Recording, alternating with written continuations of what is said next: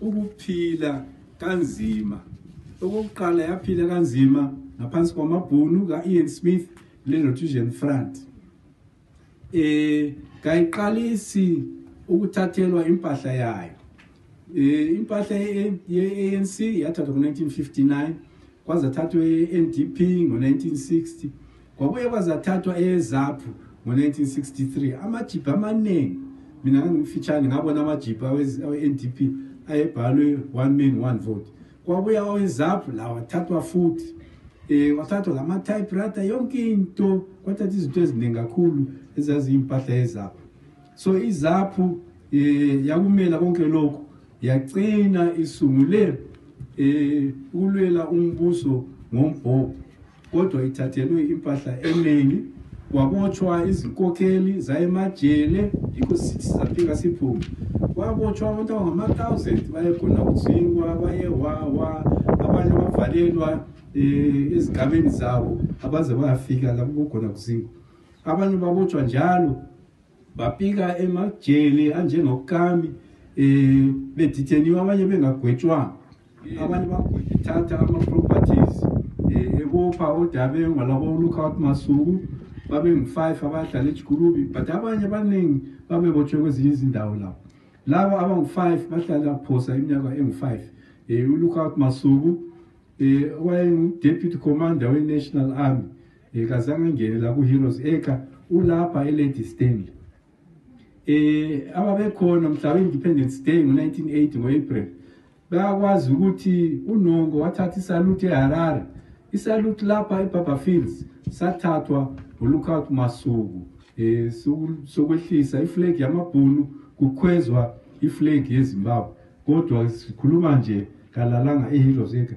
Yikho sasithi kwezinye insuku abazalala khona bangahamba, kodwa ke ama-heroes wethu agcwele iganga lonke lingaka. And lapho esikhona siyawamukela ama-heroes ethu, siyawananza njalo.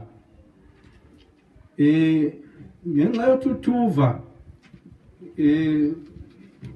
uhulumende selethe umbhuqazi weGukurahundi, uNkomo wafohla ilizwe, sokukhanya ukuthi la impilo yakhe kasela qiniso ukuthi ingagcineka kuhle. Uthuthuva lweGukurahundi ngoba akuzange kuphele balokhu bengunguza. Kwezinye insuku sebeze bayafaka lelabelitshe phezu kwebhalagwe lapho okwaphoselwa khona abantu abaningi. Sebefake labo ilitshe lithi to the unknown soldier. Nxa umwazi umuntu othethisayo ngenalowo ukuthi lapho kwafela khona abantu, ayekhumbula abantu ababebulala abantu, the unknown soldier, eyakhe le soldier esingayaziyo ukuthi yavelela. So kunenge kumele kulungiswe kuleli lizwe, and asiyo into esisoma ngayo leyo. NjengeZAPU siyakwamukela ukukhulunywa izinduna ukuthi abantu kakube lalokho sithi ngesikhiwa i-truth and reconciliation ezakuya ngemva kokuthi abantu abonileyo sebegwetshiwe kumbe sebevumile amacala abo, kwavunyelwana ukuthi kukhulunyiswana umlotha ngemva kokuthi abantu bavume ukuthi hayi labo abasibuleleyo labo asidingi ukuthi size sibabulale, kodwa ke akulungisi ukuthi sizakwenze njani. Akuzange kulunge 38 years after independence, lokho kungalunganga. Siyakhuluma lokho nxa sokhuluma ngezinto lezi okuthiwa i-national transitional justice, okudinga ukuthi konke okwenzakalayo kukhulunywe, akukwenziwa lokho eZimbabwe. Abaningi abakaxolisi, owaphose waxolisa ngumgabe owathi hayi it was a moment of madness, ukuthi sasiphambene amakhanda mhla lokho, kasatshonga ukuthi ngoba nababephambene, kodwa kusobala ukuthi ababephambene ngabantu ababusayo abalokhu besibusa, abanye bakhona babekhona kubulawa abantu.